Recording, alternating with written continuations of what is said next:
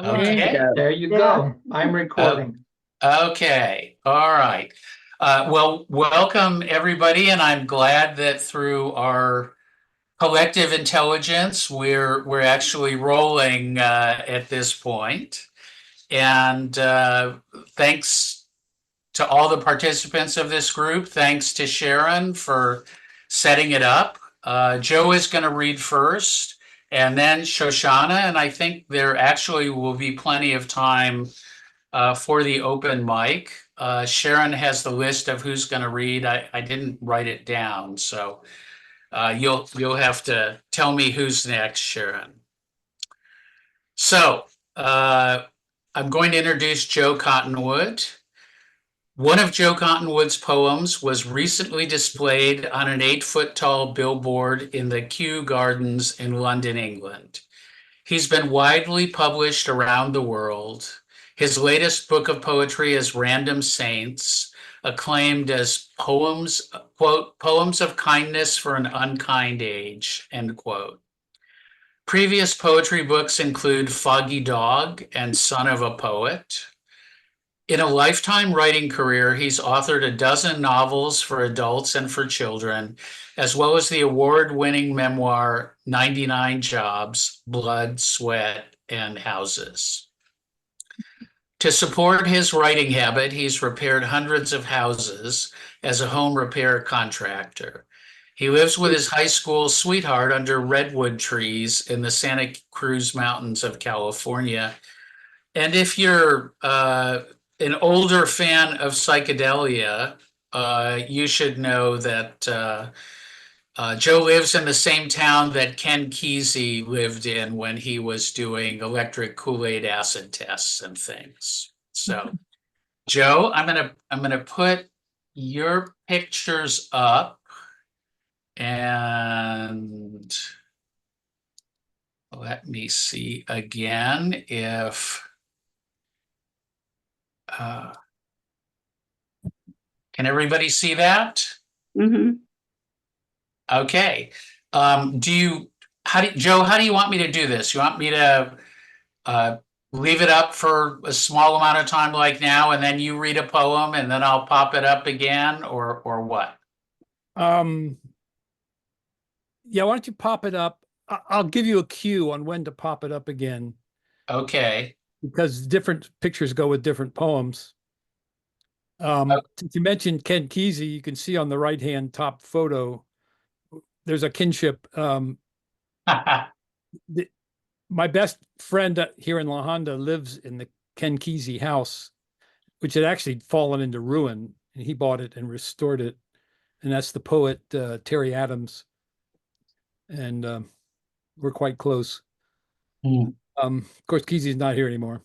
No, and I guess to be less oblique, if you read Tom Wolfe's book, The Electric Kool-Aid Acid Test, it's all about Ken Kesey. So, All about his time in La Honda, a lot of it. right. Yeah. Okay, so Joe, Anyway, take it away. okay, well, that first photo on the top left, that dork who's standing there with a good-looking woman holding a guitar, that will lead into poem number one, which is called Autobiography of Kisses. High school kids in the Chevy wagon, lips of warm bread.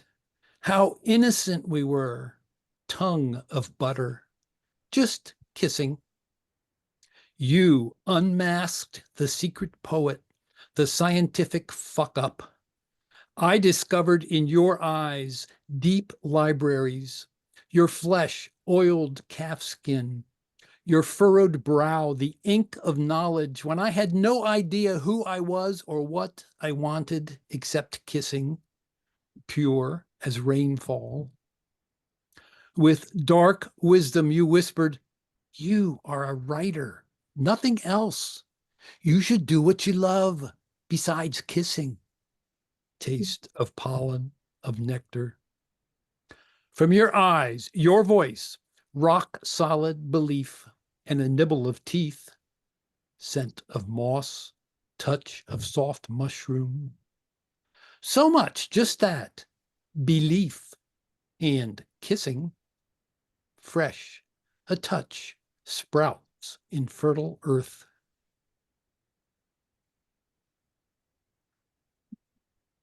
And I'm going to say I love that poem, Joe. Just to oh, interrupt your reading. That's a very beautiful poem. Thank you. thank you. It's I grew up expecting to be a scientist. My parents were both scientists, and I loved science. And it wasn't like they programmed me; it was just natural. But somewhere in high school, my girlfriend was the first to realize this, that I was just goofing off in science. And when I got an English assignment to hand in a short story, I'd hand in 3 short stories and think nothing of it. And the stories were popular. They got published in the school literary magazine and so on. It never occurred to me that I wanted to be a writer until she pointed it out. And then I thank her for that. Okay, well, let's move on to poem number 2 Yeah. and Now I forget whether hope there's a, let's see. Yeah, put those up for a second. I don't even remember what the next picture. Oh, it's yeah. this one. The middle picture of the wedding. You can see it's kind of small, but if you have a large enough screen, you can see they're throwing rice. And that's the point of this poem. Okay, I go back to the poem now. There we go. You can see the rice. And I've advanced a little bit from dorkdom there. My wife, of course, is utterly lovely. The Jungle Gym. As the Beatles swept America, we kissed, first time, on a playground jungle gym past midnight. I had planned that kiss for days, but never expected such lingering sweetness I can taste yet all these years. Our wedding, the rebels, changing the world. You said kissing is corny, so I didn't. Afterwards, always my regret. They threw corny old rice. I was delighted. Some pleasures are a complete surprise.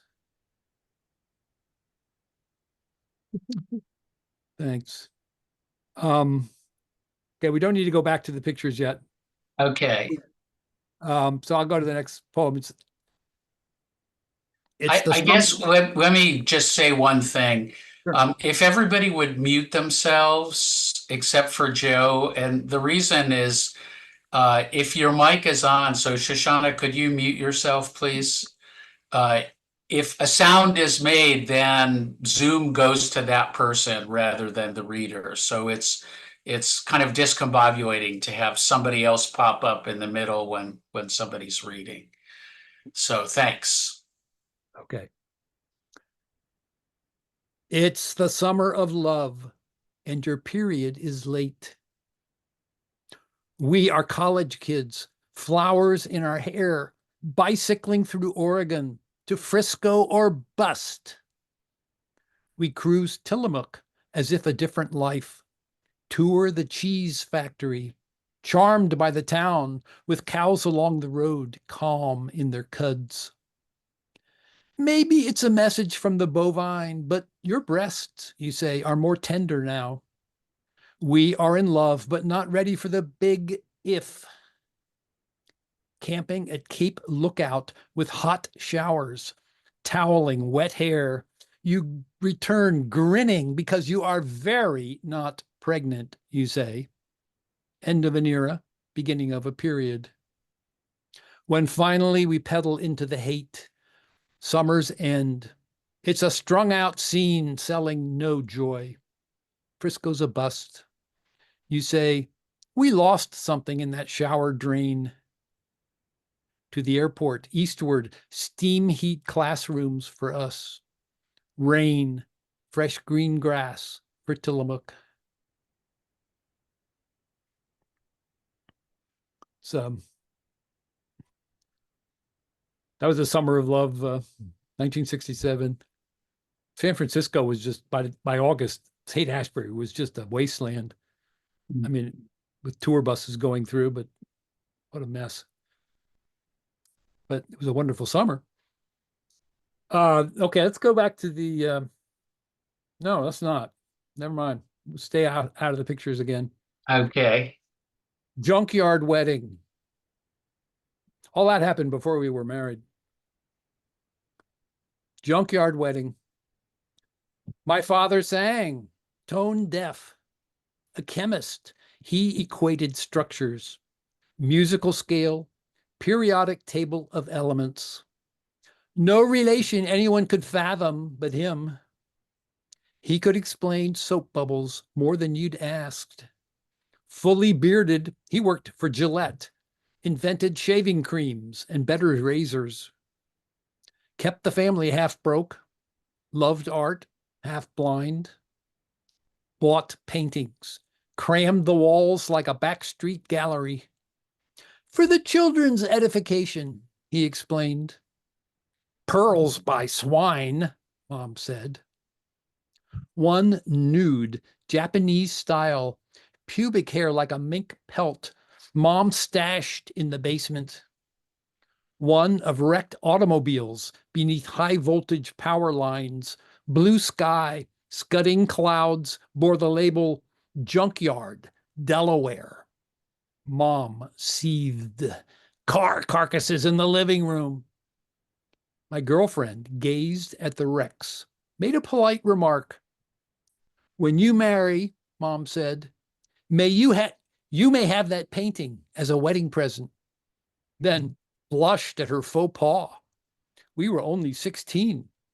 Boyfriend, girlfriend, our flower just budding, but already Mom smelled the full bouquet.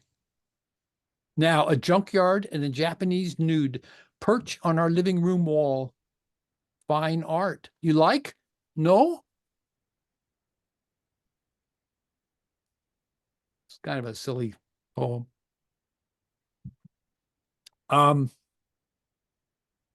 Okay, let's go back to the pictures, Gary. Okay. Joe, I love that line, Mom smelled the whole bouquet.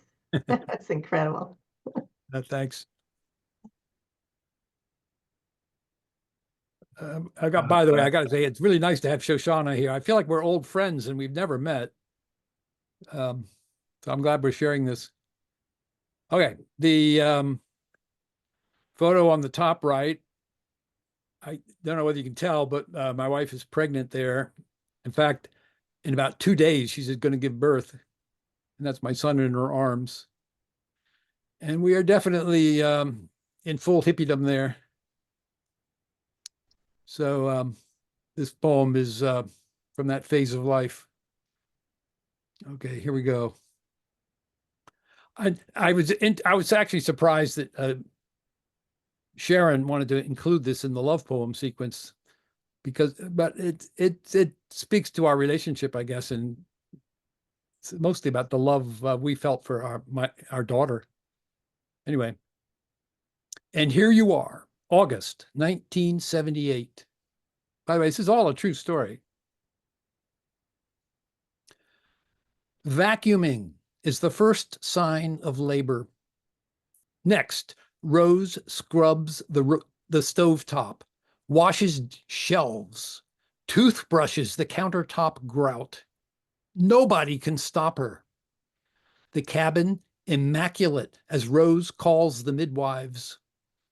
We go to the backyard where we keep a waterbed for these hot August days to bask in the good vibes of the pine tree, the Jersey cows in the pasture across the street, the funky country smell of home. The plan is, when labor picks up, we'll drive to the hospital for the actual birth. Midwife Iris examines, says 1 centimeter, so there's plenty of time. She and midwife Sarah make mint tea in the kitchen. The full moon is rising, pregnant and orange. Left alone, Rose and I smooch a little, which seems to shift labor into high gear. Rose feels an urge to push. I fetch Iris, whose tea is still brewing. That's how fast it happened. One look, and Iris says the baby is crowning. Forget the hospital. Sarah is gathering towels. Rose is blowing puff, puff, puff. Iris is putting on latex gloves when, with a snorting sound, your head pops out with a hand at the neck. Your left hand. From day one, you were left-handed. A tight fit, but Iris eases you out. Sarah wraps you in a towel and places you on Rose's belly. You're a girl, our steaming, fresh baby. Dr. Don arrives. Sarah had called him. He won't go near Rose. He's been warned he'll lose hospital privileges if he attends one more hippie home birth. So he stands by the garbage cans with his doctor bag in case of emergency. But Iris knows exactly what she's doing as she delivers the placenta with a cloud of vapor in the cool night air. Sarah lights candles that flicker with the breeze. Moonlight casts shadows through the bishop pine. You grasp my finger. Your cord clamped. I cut. I help Rose sit up, which is tricky in a waterbed, and we put you to the breast. Dr. Don from the garbage can says, I see 10 fingers and 10 toes. Good job. He departs. Iris and Sarah clean up and go. At midnight, Quinn, the German shepherd, stands guard. Indoors, we sleep, holding your flesh to our flesh for contact, for affirmation of this miracle. Welcome home, our black-haired bundle of life, our daughter forever, our precious pine cone dropped by the moon.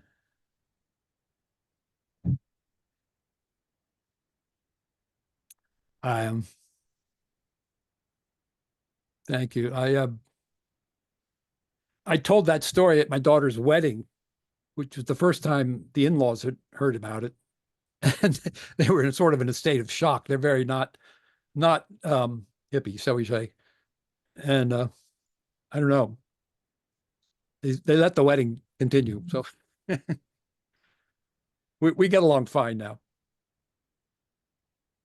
They're from India, by the way.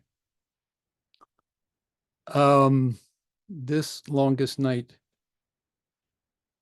Okay, nothing to say about this. This longest night. We have 3 children now. Gusty snow rattles window glass as one child wakes with a bloody nose, which wakes the youngest, which wakes the middle. Chain reaction. All sleeping in one room for warmth as nesting mice huddle under woven grass, under sheets of ice. Mom and dad juggle tissues, laps in this thin-walled house, this longest night. We are poor. We are parents. We are not poor parents.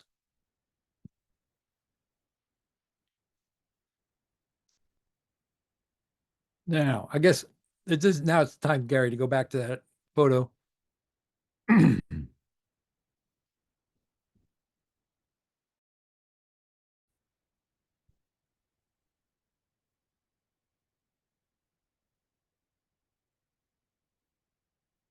Did I reach you, Gary? Can we get that photo?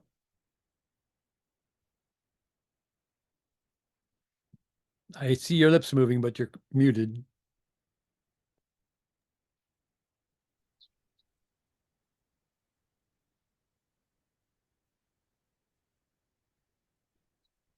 Okay.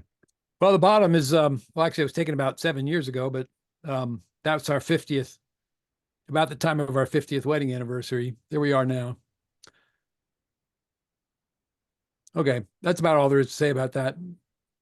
I'll go to the poem about our golden anniversary, which I wrote for that event. 50 years ago, chatting, brewing coffee in a Sears metal pot in that dumpy kitchen in St. Louis. If you asked where we imagined our marriage would take us, a redwood forest would not figure into the answer.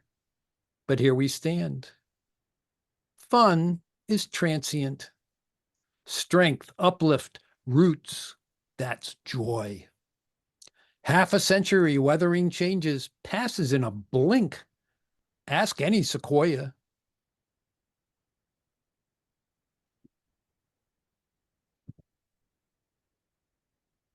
Okay, I've taken enough of your time. One more. That was, let's see. Yeah, our anniversary was 2019, so that was 5 years ago. Here's here's the state of the art in the current day. She awakes feeling lightheaded, as if the vacuum inside a blaring bulb, stands up and promptly falls face forward, bonks her head on a potted ficus, breaks the pot, spilling water from the tray beneath, and she sprawls in potty muck, smelling fertile and dark. But then she can walk, so he hauls her to Stanford Emergency, where they bring electrodes for her chest. She says to the tech, just a warning, no bra, so you won't be surprised, because sometimes they are. And knowing these are not the breasts men envy. A single doctor, then a team of 3 doctors, a couple nurses, a blood draw, a CT scan, concluding not stroke, but an inner ear thing, and an unspoken sense of, what do you expect? You're old people.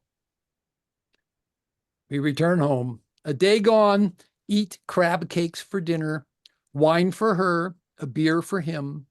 Then on the flat screen, they watch a screwball comedy as rain pounds the window, and they go to bed above a fertile, dark scent from the floor. Lying down makes her feel lightheaded again, without brain mass. Mortal, she says, but safe.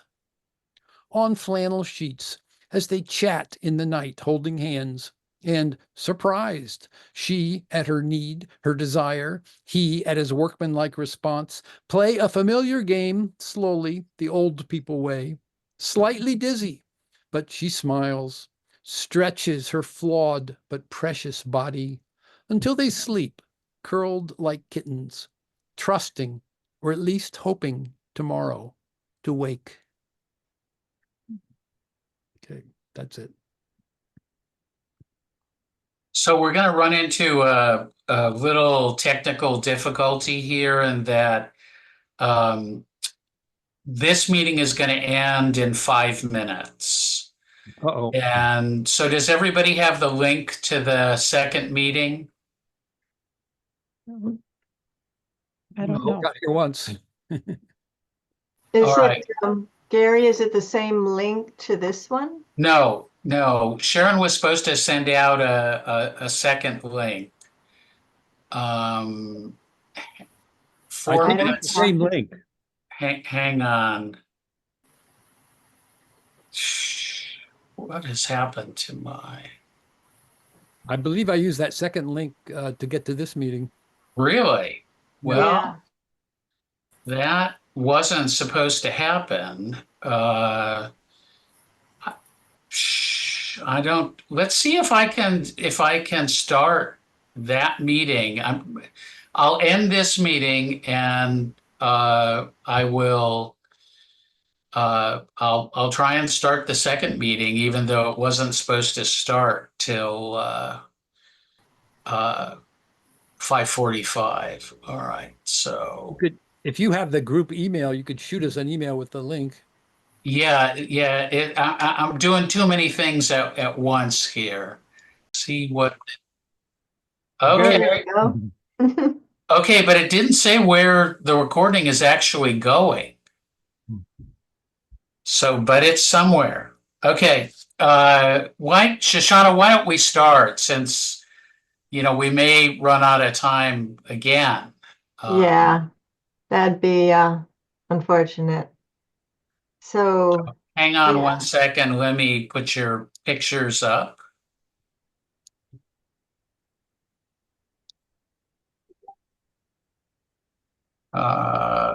Okay, and how's that? Can you see that now? Yeah, I have to say my poems don't really correspond to these, but I can just you know, tell you what the time what each one when each one was taken. I don't see them now. Oh, you know why? Because Neil is texting me via Facebook. You should see him now, right? Yeah. Uh, okay, all right. Why don't you answer, Neil? Yeah, let's just explain the pictures and I'll stop sharing and then you can start reading. And then I'll send it to Neil, who apparently doesn't use the email address that is in the group. Yeah. So, the photo on the left is a painting. My father was an artist, and when my husband and I uh, took the plane cross country down to Santa Fe, New Mexico to visit my parents, we told them, my husband uh, proposed to me on the airplane. We were flying into Kansas City. No, Wichita, Kansas.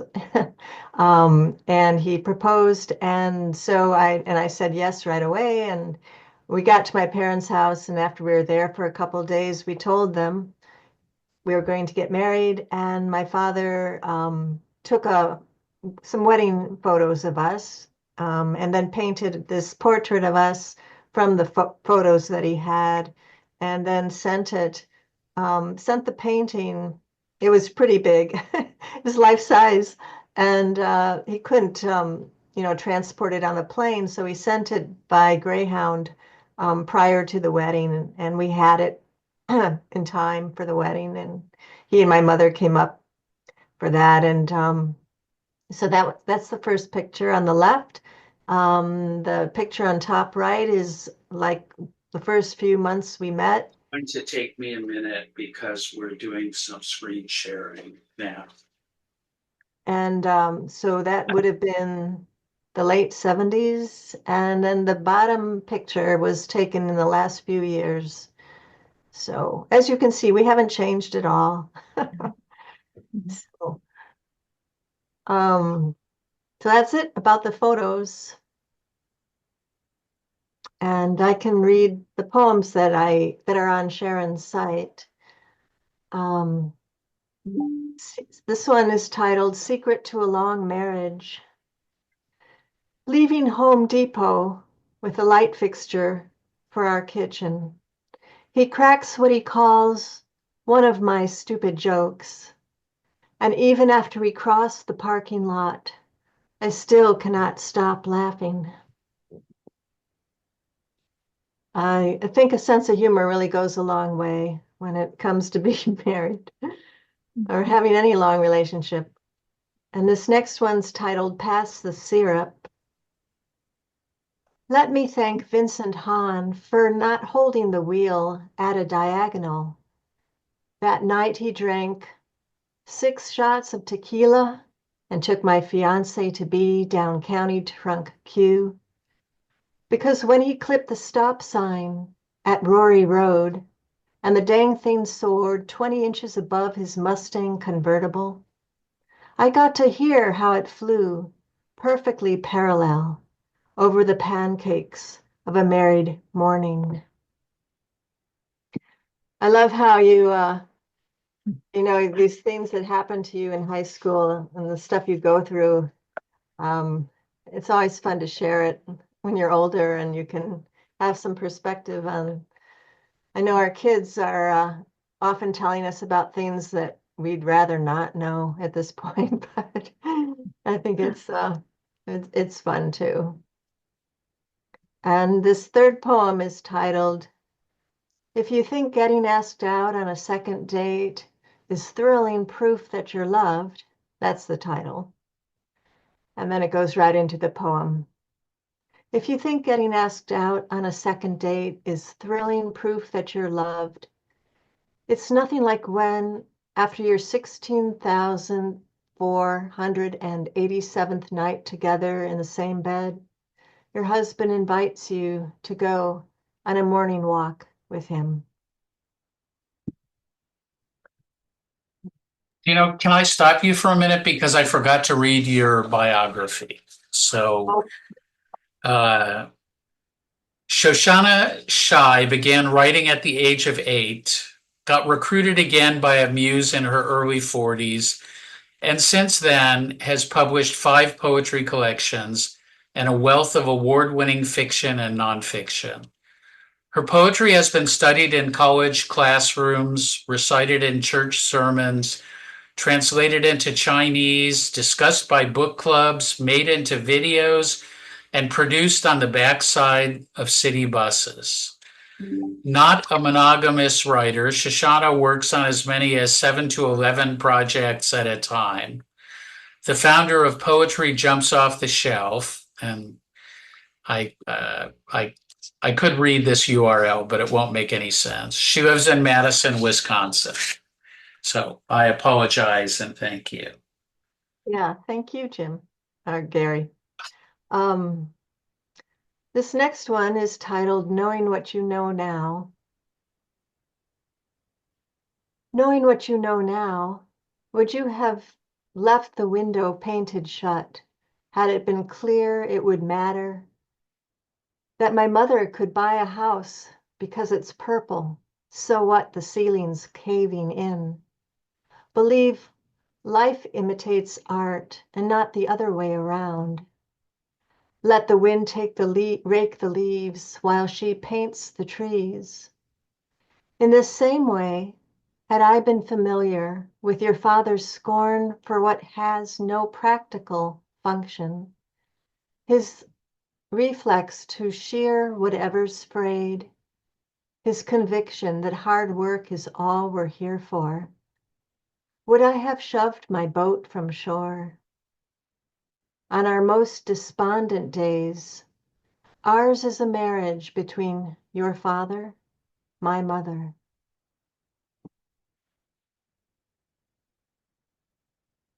I had to throw a more serious poem in there. Because not everything is always hunky-dory, is it? My last one is titled At the Races. A sister penned a plea, you not promote me to bride. Did not wager this would happen regardless, that I'd never manage to forget the color of that ink. Another sister banked on odds we'd succumb to one of the 3 Ds: depression, desertion, divorce. Get throttled from domestic bliss like a jockey at the track, where romance is saddled by Mortgage Mountain, overtaken by baby blues, trumped by adultery. Children now raised, properties paid off, we continue, despite some stutters and stalls, sailing full gallop at the clubhouse turn, our calloused hands not raw from rope burn, our ragged sleep not soured by revenge. We are not exhausted ex-spouses riddled with regret and holiday tortured. Notes of discord, what can't be shared, pales in importance to gentle harmony, something cultivated 4 decades in the running, partly due to betting on the right horse at the right time.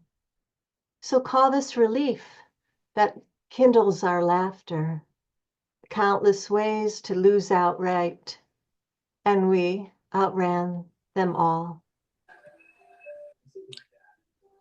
Thank you.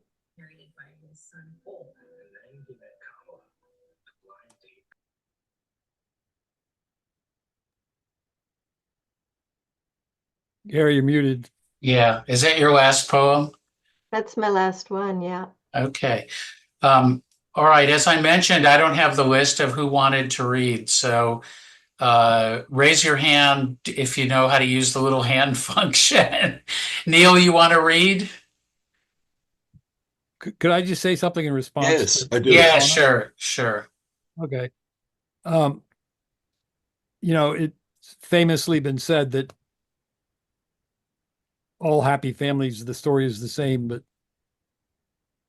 I think there's evidence here that all happy marriages, they're not all the same. They all have a story, and I find it fascinating. Of course, stories of breakups are fascinating too, but I just I find this wonderful series of poetry that Sharon's been presenting to us. Sharon's not here to hear this, but um, Yeah, I don't know why I mean, she had the link before anybody else. So anyway, thank you so much, Shoshana. Those were great, great poems. Thanks for listening, everybody. Neil, do you want to read?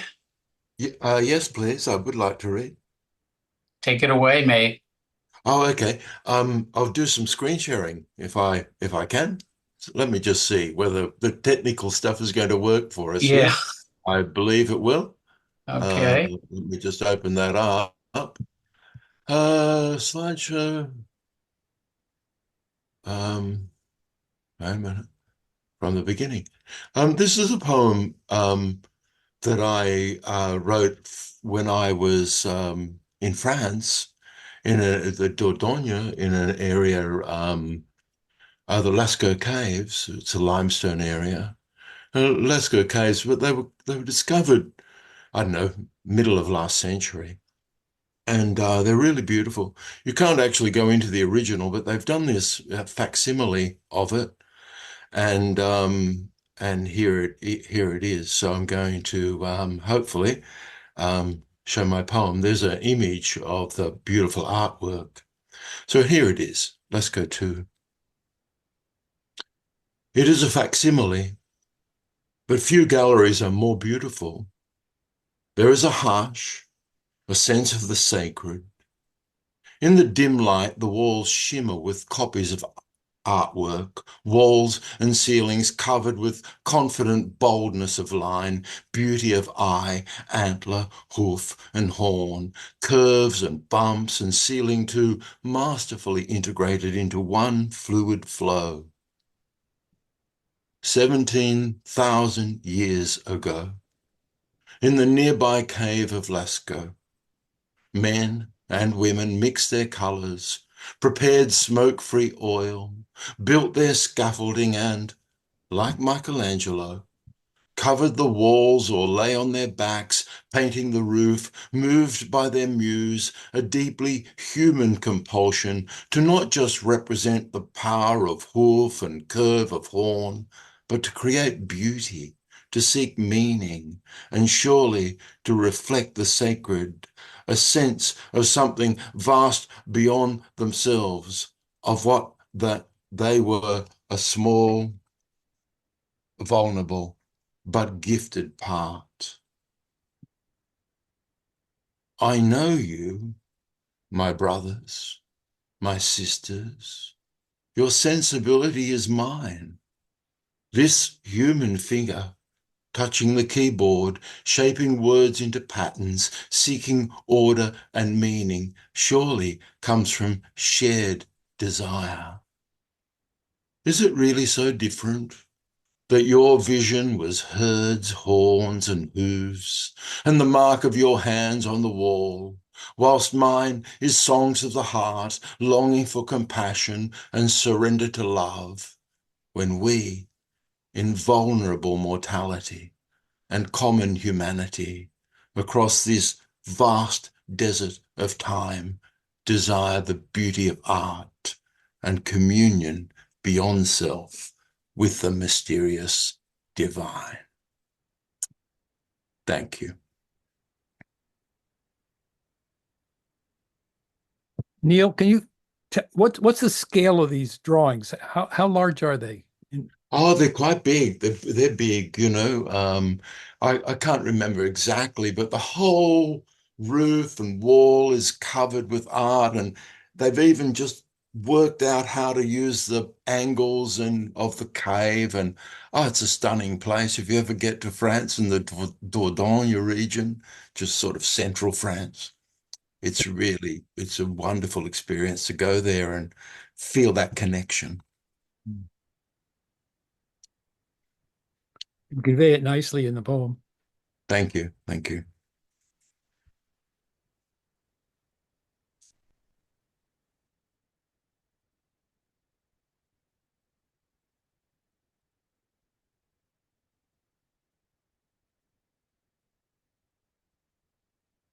Gary, you're muted. Sorry.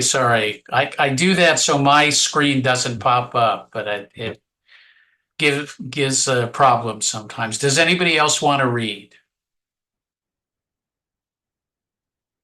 No. I Okay. do. What? Mary? Okay, Mary, go ahead. Okay. Um, Sharon said it didn't have to be a love poem to read it, but this is a love poem. I expected nothing, the same thing I always found, safe and plain as dust. But you surprised me, decided there was more to desire than bodies in the dark. Like my refusal to fall for all the magazine advice that kept women busy with themselves, plucking and painting, courting illusions of impossible perfection. You liked me simple as I was, unworried by wind and humidity, busy with better things to think about. We were not at all the same, but deep and often found ourselves agape at the gate of wonder, stopped by some sudden beauty, star or sunset, the ordinary things that are always more than ordinary, never the same, two breaths together, a world astonishing to the eye and heart, found right where we stood. In some dull hour, a flash of wild divergence, singing on its own, inviting us into vision, like the light at the seam of a closing door.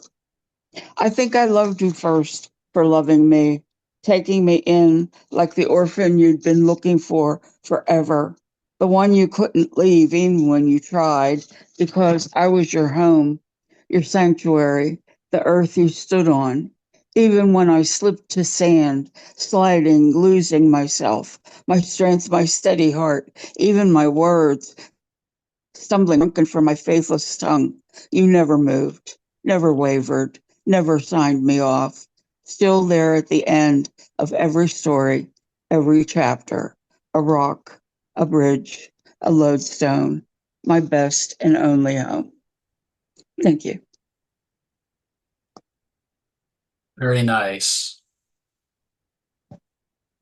Anyone? I missed Mary's hand, although she's still got it raised. Anyone else like to read? Tina, would you like to read? Sean Pankowski wants to read. Okay. No, No, you don't want to read, or you do want to read? You talking to me? Yeah. Okay, yes. I thought you were putting someone else before me. Well, I didn't see your wave. Anyway, read because we're limited for Okay. time here. Okay. I'm gonna read a prose poem, but you guys don't care because you're not looking at it. I'm just gonna read it. Today I miss my best friend. I think the number of gray, wet days here would surprise you. Today I miss you especially. I pull on my hoodie from Bell's farm, make toast with their strawberry jam. My house is cold, but it only reminds me of the smell of your wood stove. You in the kitchen, making shepherd's pie, while I pair up a hamper of white socks. Always my job when I come. Our walks on the beach on mornings just like this. Your mom's carrot salad and coconut pie at every Thanksgiving, even though she's gone. Pecan mudslides on the way home from the dock. The ferry landing is unrecognizable now. Everything is automated and slick. I miss buying my ticket from the woman at the window, handing it to another as we walk on with fish and chips from Ivar's. How the gulls followed the boats, screaming and swooping, catching the tailwind. Once, I woke to find deer at my window, eating the heads off the roses. More than once, I heard coyotes calling to each other in the dark. Thanks. I love those coyotes. That ending's really nice. Last call. Anybody else want to read? This is Tina. I don't really have love poems. I got married when I was 50, and so I haven't had as much time as a lot of people. But my latest book is about the Jewish idea of a golem. A golem is a creature that you get from the earth. It becomes human-like. It does something good for mankind that its creator wanted it to do, and then it goes back into the earth. And I have a poem called Words While Married that might fit in. Would that be okay? Sure. The poems that I was going to read are not really love poems. So if others are not reading because they don't have a love poem, don't worry about that.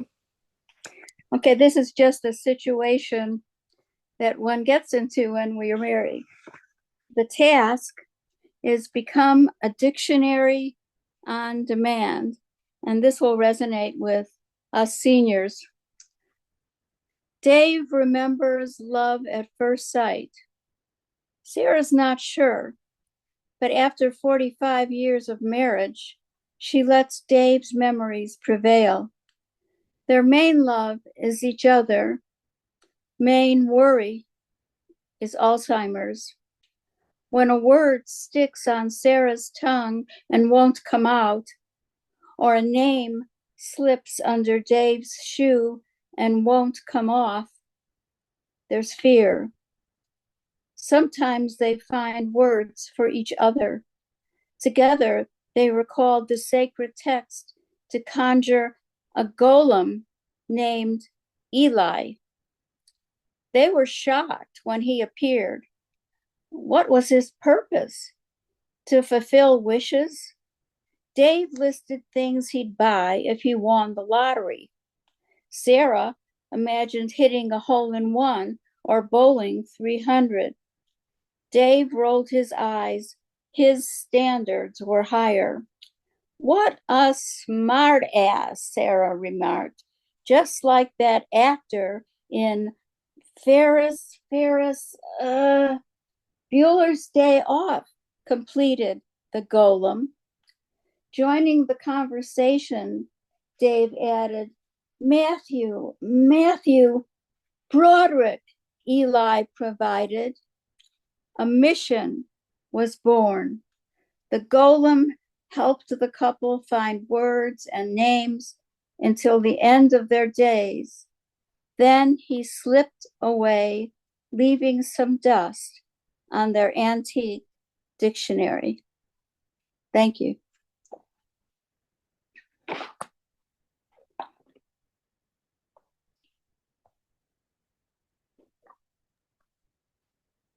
Damn it. Anyone else like to read? All right. Well, would anybody mind too much if I read it, two poems, short ones? Go ahead. So this is called Debits and Credits. I'm ambivalent about space exploration, the way I'm ambivalent about scrambled eggs. They both exist and always will, but they twist my lips downward. I admit to admiration. Moon landings, then a gap, then landscapes from Mars looking like the painted desert, only with a sky the color of Dijon mustard. Explorers all, we salute the singular, but what is the cost? When hurricanes spawn floods, tornadoes unzip homes, crush cars, and forests torch. Climate change reigns, and we bicker over warming oceans and Mars rover and scrambled eggs. It's not really a zero-sum game, or is it? And this is my second poem entitled Lewdness. And I guess you could consider this a love poem. I'm considering how things classify, either as lewd or not lewd. Such a chewy word, a mouthful, headlining tongue, lips, and jaws, a playful nip from incisors. And colors. Pink is lewd. Coral is lewd, as are rose and raspberry. But fuchsia and magenta, no. They bellow in a fake oh kind of way. Are you finished yet? Just too much, overdone, like a cut of wagyu cut well rather than rare. Lewdness is color that pants rapidly or oscillates without volition, the wet whisper of wind over teeth as breath draws in and is pushed out, mirroring tidal flows, subtle but hot, and odors, musk, lewd, dried breast milk, unlewd, 6-day-old sheets, lewd, toasted bread, unlewd. Food for thought as my fingers slowly walk the unclasped pearls of your spine. So thank you, and thanks everybody and our features in particular who did such a great job. And I think there is maybe another reading later in the month. So anybody, last words, anybody? Okay, well, have a good week and take care of yourselves. Thanks, Gary. Thank you, Thanks, everyone. Gary. Thank you. Thank Bye-bye. you. Thank you, Thanks, Joe. Gary. Thank you, Shoshana. Cheerio.